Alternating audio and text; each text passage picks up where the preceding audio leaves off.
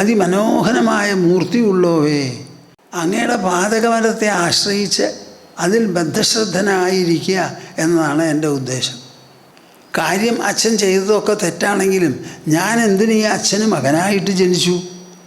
അപ്പോൾ എന്തോ ഒരു തരത്തിലുള്ള പ്രതിബദ്ധത എനിക്കുണ്ട്, ബദ്ധത എനിക്ക് വന്നിട്ടുണ്ട്.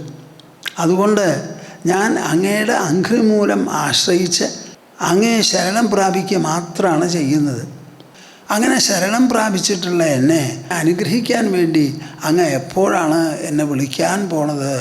എന്നിൽ പ്രീതനാകണം. അങ്ങക്ക് എന്നോട് പ്രീതി പൂർണ്ണമായിട്ട് വന്നു എന്നുണ്ടെങ്കിൽ അങ്ങ് വിളിക്കും. അപ്പോൾ പ്രഹ്ലാദനും കൂടി തോന്നുകയാണ്, എന്ത്, അങ്ങ് എപ്പോഴാണ് എന്നെ വിളിക്കാൻ പോണത്? എന്തായാലും ഇത് അദ്ദേഹം ഇഷ്ടപ്പെടാത്തതാ. ഇതൊക്കെ കഴിഞ്ഞിട്ട് എന്തുണ്ടായി എന്നറിയോ നിങ്ങൾക്ക്? പ്രഹ്ലാദ, നീ ഇവിടെ താമസിക്കണം, സിംഹാസനത്തിൽ നിന്ന് രാജ്യം ഭരിക്കണം, നിൻ്റെ കീർത്തി ഇഹലോകത്തിലും പരലോകത്തിലും ഒരുപോലെ വ്യാപിക്കണം.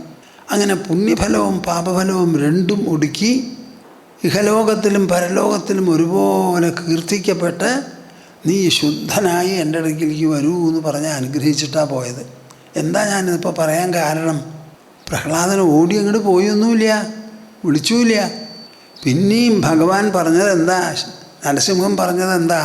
സിംഹാസനത്തിലിരുന്ന് അച്ഛൻ ഒഴിഞ്ഞല്ലോ, ആ കുറവ് നികത്തി എല്ലാവിധത്തിലുമുള്ള നന്മ ജനങ്ങൾക്ക് നൽകി നല്ലോണം പോലെ വാഴണമെന്നാണ്. അപ്പോൾ നിങ്ങളെ ഭഗവാൻ അനുഗ്രഹിച്ചാൽ ഉടനെ വിമാനം വന്ന് കൊണ്ടുപോകുമെന്ന് നിങ്ങൾ വിചാരിക്കരുത്. അതിൻ്റെ ഒരു ആവശ്യമില്ല. ലോകം നടക്കണമല്ലോ.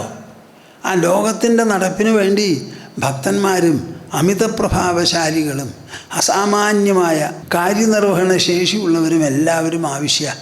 അതിൽ ഏറ്റവും നല്ലത് ഭക്തന്മാരാണ്. ഭക്തന്മാരാകണം എല്ലാ സ്ഥലത്തുമുള്ള അധികാരികളും അധികാരി കസേരകളിൽ ഇരിക്കുന്നവരും എല്ലാവരും. ഇപ്പം നമ്മുടെ income tax department, sales tax ഡിപ്പാർട്ട്മെൻറ്റൊക്കെ ഉണ്ട്.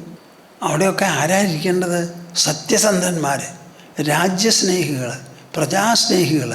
തൻ്റെ കൃത്യം കൊണ്ട് ലോകം മുഴുവനും നന്നാവണം എന്ന് വിചാരിക്കണം, രാജ്യം മാത്രമല്ല. അങ്ങനെ നല്ല നല്ല മനുഷ്യർ വേണം അധികാര കസേരകളിൽ ഇരിക്കാൻ വേണ്ടി. അപ്പോൾ നമുക്ക് എല്ലാവർക്കും ഈ ലോകത്തിൻ്റെ നടപ്പിന് വേണ്ടി എന്തെങ്കിലും ഒന്ന് കോൺട്രിബ്യൂട്ട് ചെയ്യേണ്ടി വരും, നൽകേണ്ടി വരും സമർപ്പണമായി. അപ്പോൾ ഒന്നും പറയരുത്. നിങ്ങൾ ഭക്തി എന്നുള്ളത് ആവശ്യപ്പെട്ടോളൂ. അവിടെ നിങ്ങൾ എൻ്റെ ഭക്തിക്ക് ഇന്നത് വേണം ഫലം. അതാ പ്രഹ്ലാദൻ പറയുന്നത്, എപ്പോഴാണ് എന്നെ വിളിക്കാൻ പോണത്? ഉടനെ വിളിക്കും എന്ന് പ്രഹ്ലാദനും കൂടി പ്രതീക്ഷിക്കുന്നില്ല.